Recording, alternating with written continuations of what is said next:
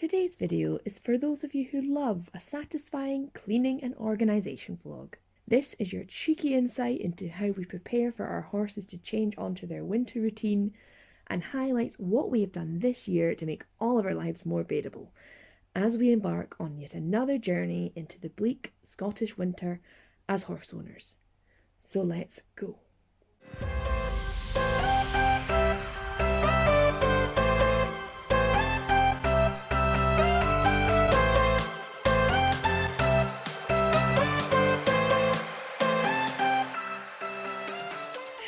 First port of call, putting this cardboard box of something back up where it belongs so we have a bit more space, using the stool of doom.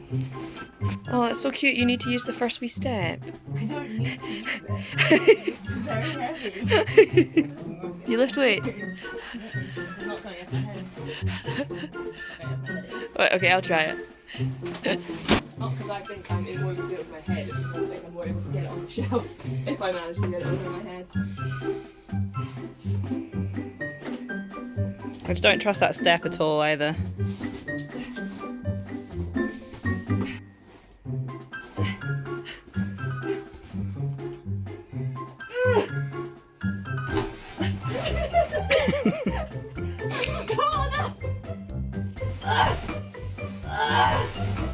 Oh my god, that was such a risk. We're never going to be able to get that back down. If it hadn't gone, I had let it lift off, so it was going to end really badly. I'm glad I put a hat on as well, because the bottom of that was wet. Right, next.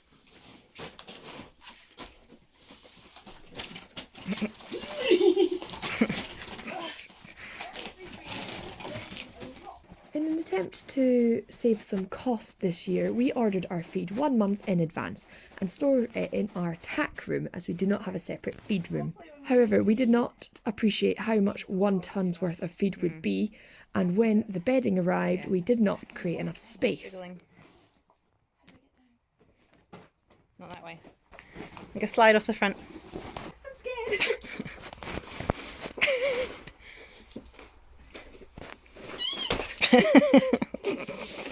Therefore, the first job on the agenda was to move the lower pile of feed underneath the shelf on the left to make room for the higher pile of bedding, which was also 1 tonne.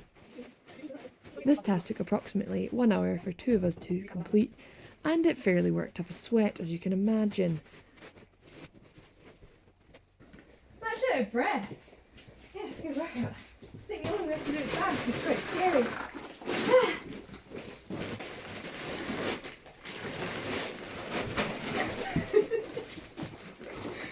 Once all of the feed was moved 1 metre to the left, we then were able to pile the bedding up in between the two, which means it's easier for us to grab when we're mucking out in the winter, which saves us a lot of time and energy going to somewhere else, plus we have nowhere else to store it.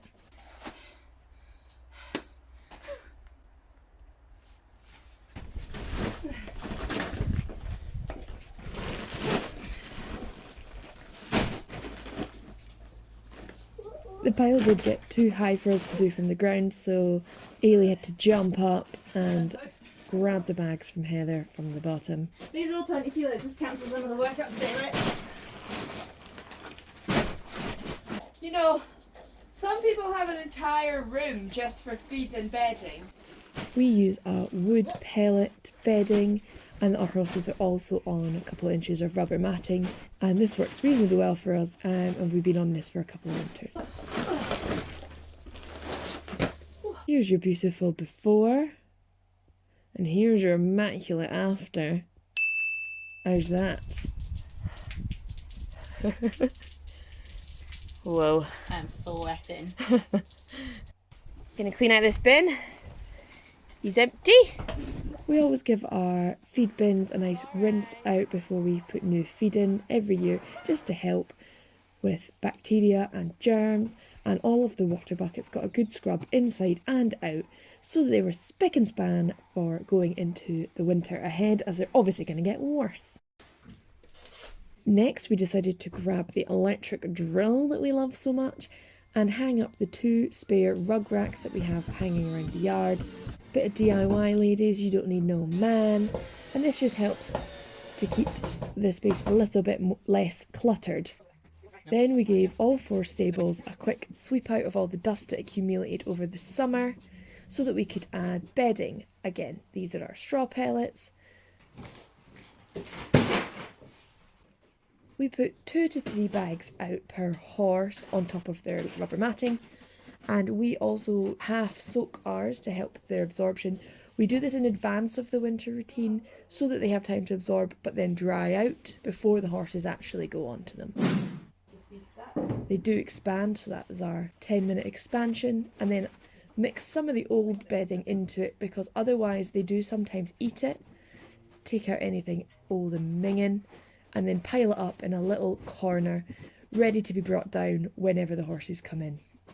Just like to give it a good mix up to make it nice and fluffy. And then we finished off this day of prep by hanging up Nellie her brand new salt lick for the winter, which she absolutely loves. That'll wind everyone up all winter. Our lovely yard owner also solved this massive problem before, because this is just a pile of mud, but our muck heap is round there.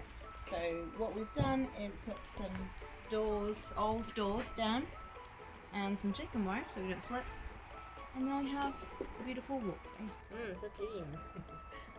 So fresh and so clean. Previously we were walking on this though. So you know. Good improvement. Now suitable surface to wheel our wheelbarrow along. Voila. Another home improvement that we have done relating to this. This was the partition between Nellie and now Rosie's stables. What have you got now, girls? We now have bars and a really strong, sturdy partition because before it was just that stuff. This has been here for a year and a bit, and then so we really liked it, so we ordered this one. Do you like it, Nellie? Yeah. So indifferent. Love seeing my friends through the bar. And our final winter prep, shall I say, is that the hay bales have arrived. This is not going to last us the full winter. In fact, this amount is actually our second delivery. We're a little bit delayed getting the video out, so yeah, probably get another 2 more loads of these over the course of the rest of the winter. But yeah, our horses get haylage. We're going to stuff some nets now, and then we'll end the video. And that brings us to the end of our short and sweet winter prep vlog. The horses are now well and truly on their winter routine, so they have reaped the benefits of this preparation that we put in 1 month in advance. We always try to do it in advance so that if there becomes a really bad weather day, we don't have to stress about doing it all in one day. And future us always appreciate the effort. We hope you enjoyed this video. If there's anything that you think would make our lives easier that you do as part of your winter prep, let us know in the comments below. And until next time, we will see you later. Goodbye.